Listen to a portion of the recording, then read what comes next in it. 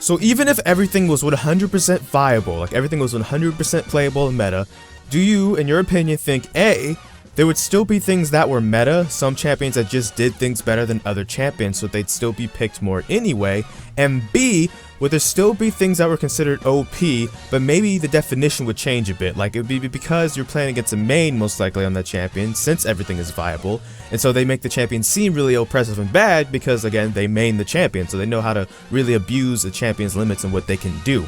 So starting on that first point, I just think that like right now we're kind of into like a utility meta. There's a bunch of carry top laners, and that's why like the utility AD carries are kind of what's best right now. Sivir and Ashe, they can engage. Even Jhin, who can have the slows on his ult as well as the arm pin for some damage.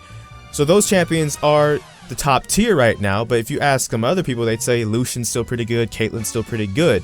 So that same concept applying to basically everything, whether it just be, you know, the early game champions that can really punish you early lane and just win the game from the mid game, would they be better than late game carries? Or because late game carries would also be viable and good, there's strategies in which you could just draw the game out and then those champions are the best champions? Or would none of that be the case and it really just came up to the players themselves playing the champions correctly then?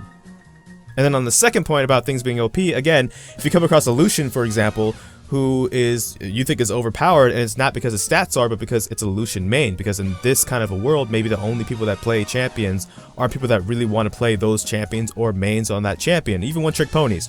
So that's the discussion for today. Feel free to add your own opinion, as well as like, comment, and subscribe if you want.